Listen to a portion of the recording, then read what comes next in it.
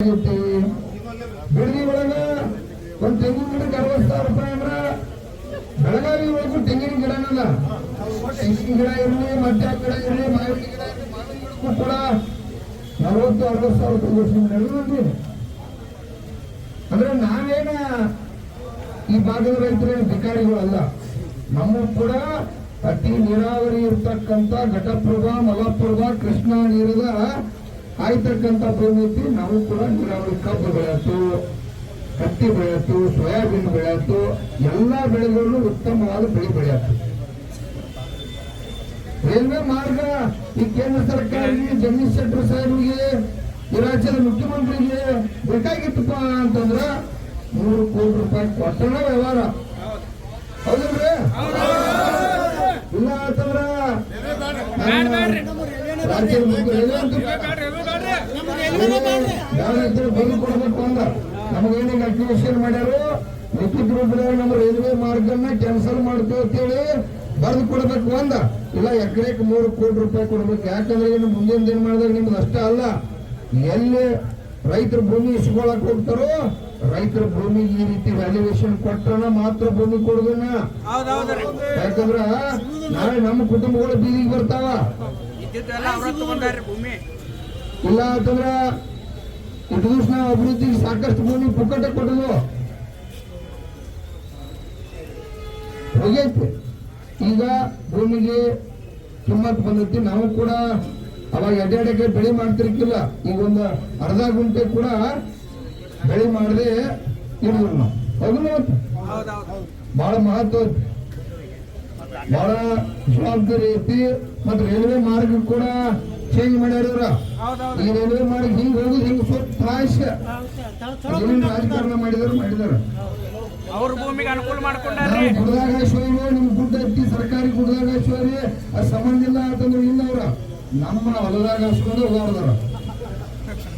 ನಮ್ಮನ್ನ ಹೆಂಗಾರ ಮಾಡಿ ಇವತ್ತು ನೀರು ಇಡಬೇಕು ಅನ್ನೋಂತ ಜ್ಞಾನ.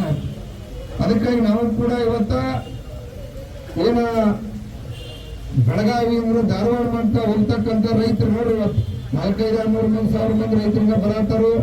ಇದನ್ನ ಚಳವಳಿ ಮುಂದುವರಿದ್ರು. ಈಗ ಜಿಲ್ಲಾಧಿಕಾರಿಯವರ ಪೊಲೀಸ್ ಇಲಾಖೆ ಮುಖಾಂತರ ಅವರಿಗೆ ಜಿಲ್ಲಾಧಿಕಾರಿ ಅವ್ರು ಇಲ್ಲೇ ಬಂದ ಹಿಂಗಾಯ್ತಪ್ಪ ಅಂತ ಹೇಳಿ ನಮ್ಮ ಬೇಡಿಕೆ ಅವ್ರಿಗೆ ಹೇಳೋಣ. ಹೌದ್ರಿ? ನಮಗೆ ಬೇಡಿಕೆ ಒಪ್ಪಿಕೊಂಡ್ರು ಆಯ್ತು, ನಮ್ಮ ಮನೆಗೆ ಹೋಗೋಣ. ಬೇಡಿಕೆ ಒಪ್ಪಿಕೊಂಡಿಲ್ಲ ಅಂತಂದ್ರ ಇಲ್ಲೇ ಇರೋನು. ನಾಳೆ ರಾಜ್ಯದ ಮುಖ್ಯಮಂತ್ರಿ ಬರ್ತಾರೋ 100% ಅವನಿಗೆ ಈ ರಾಜ್ಯದ ಮುಖ್ಯಮಂತ್ರಿ ಘೋಷಣೆ ಮಾಡ್ತಾರೆ. ಯಾಕಂದ್ರೆ ನನಗೆ ವಿಶ್ವಾಸ ಪಾಪ ಏನು ಅಲೈನ್ಮೆಂಟ್ ಏನಿದೆ, ಗುಡ್ಡದ ಪಕ್ಕದಲ್ಲಿ ಹಾದು ಹೋಗ್ಬೇಕು ಅನ್ನುವಂಥದ್ದು, ನಂದಿಯಣಿಯನ್ನ ಸೀಳೋಗಬಾರ್ದು ಅನ್ನುವಂಥದ್ದು, ಅದನ್ನು ನಾವು ಬದಲಾವಣೆ ಆಗಬೇಕು, ಸರಿ ಇದೆ ಅಂತ ಎಲ್ಲ ಜನಪ್ರತಿನಿಧಿ ಕೊಟ್ಟರು. ಆದ್ರೆ ಸುರೇಶ್ ಅಂಗಡಿ ಅವರು ಮತ್ತು ಜಗದೀಶ್ ಶೆಟ್ಟರ್ ಕೊಡ್ಲಿಕ್ಕೆ ಆಗಿಲ್ಲ ಪುಣ್ಯಾತ್ಮರಿಗೆ. ಯಾಕಂದ್ರೆ ಅವರು ಸ್ವಾರ್ಥ ಇದೆಯಲ್ಲ, ಅಲ್ಲಿ ಸ್ವಾರ್ಥ ಇದೆಯಲ್ಲ, ಅದಕ್ಕೆ ಕೊಡ್ಲಿಕ್ಕೆ ಆಗಿಲ್ಲ. ಅದರಿಂದ ನೀವು ಜಾಗೃತ ಆಗಬೇಕು. ನಾನು ಇಲ್ಲಿ ಕೇಳಲಿಕ್ಕೆ ಬಯಸ್ತೇನೆ, ಈ ಜನಪ್ರತಿನಿಧಿಗಳನ್ನು ಯಾಕೆ ಕರಿತಿದ್ದೇವೆ ಅಂತಂದ್ರೆ, ಇಲ್ಲಿ ಕಾನೂನಿನ ಬದಲಾವಣೆ ಆಗಬೇಕು. ಇಲ್ಲಿ ಕಾನೂನಿನ ಬದಲಾವಣೆ ಮಾಡ್ತೇವೆ, ನಿಮ್ಗೆ ಅನುಕೂಲ ಮಾಡ್ತೇವೆ.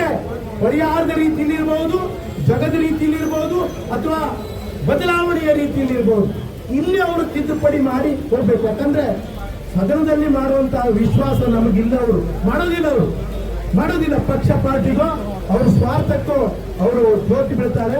ಆದ್ರಿಂದ ಇಲ್ಲಿ ಅದಕ್ಕೆ ನಾವು ಅವರೆಲ್ಲ ಕರಿತಾ ಇರೋದು, ಅವ್ರು ಇಲ್ಲಿ ಬನ್ನಿ ಅಂತ ನಾವು ಕರಿತಾ ಇದ್ದೆವು.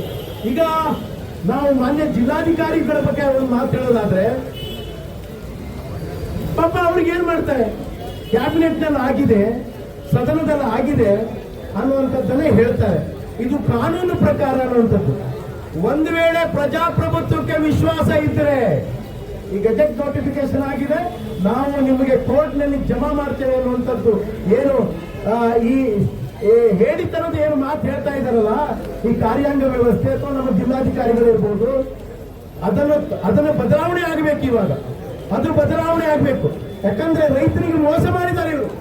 ಮೋಸ ಮಾಡಿರೋದ್ರಿಂದ ಕಾನೂನು ಈ ಜನಪ್ರತಿನಿಧಿಗಳು ಇಲ್ಲಿ ಬಂದು ಅದನ್ನು ಬದಲಾವಣೆ ಮಾಡಬೇಕು ಅದನ್ನ ಜಿಲ್ಲಾಧಿಕಾರಿಗಳ ಮುಖಾಂತರ ಹೇಳಬೇಕು ಅನ್ನುವಂಥದ್ದನ್ನ ನಾನು ಇಲ್ಲಿ ಆಗ್ರಹ ಮಾಡ್ತಾ ಇದ್ದೇನೆ.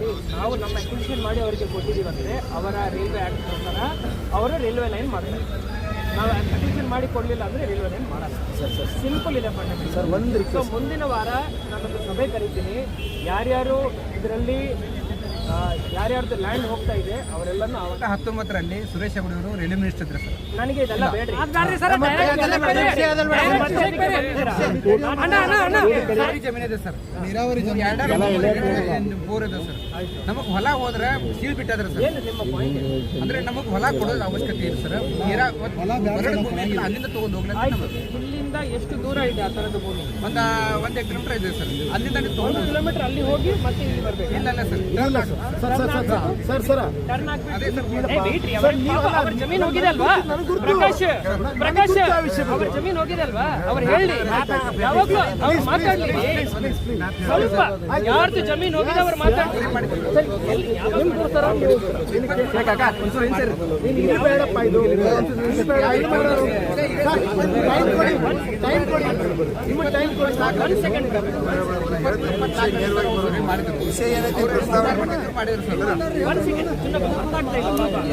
ಪಾಪ ಇಲ್ಲಿ ಏನು ರೈತರು ಏನ್ ಮಾತಾಡ್ತಾರೆ, ಸ್ವಲ್ಪ ಮಾತಾಡ್ಲಿಕ್ಕೆ ಅವಕಾಶ ಮಾಡ್ರಿ. 1 ಮಿನಿಟ್ ರೀ ಪ್ರಕಾಶ್. ಪಾಪ ಏನು ಹೇಳ್ತಾ ಇದ್ದಾರೆ ಸರ್, ನೀವು ಕೇಳಿ ಅವ್ರು ಹೇಳ್ತಾರೆ ನಿಮ್ಮನ್ನ ಕತ್ತಲಲ್ಲಿ ನನ್ನನ್ನು ಯಾರು ಕತ್ಲಲ್ಲಿ ಇಟ್ಟಿದ್ದಾರೆ ಇಲ್ಲ. ಇವರು ಏನು ಮ್ಯಾಪ್ ತೋರಿಸ್ತಾ ಇದ್ದಾರೆ.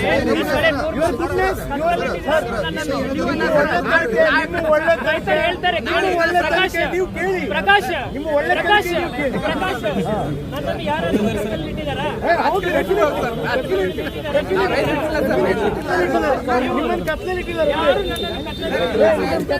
ಮಳೆನಲ್ಲಿರ್ಬೇಕು, ಮಳೆನಲ್ಲಿರ್ಬೇಕು, ಇಲ್ಲ ಅವಶ್ಯಕತೆ ಮಳೆನಲ್ಲಿ ನಿಂತ್ಕೋಬೇಕು.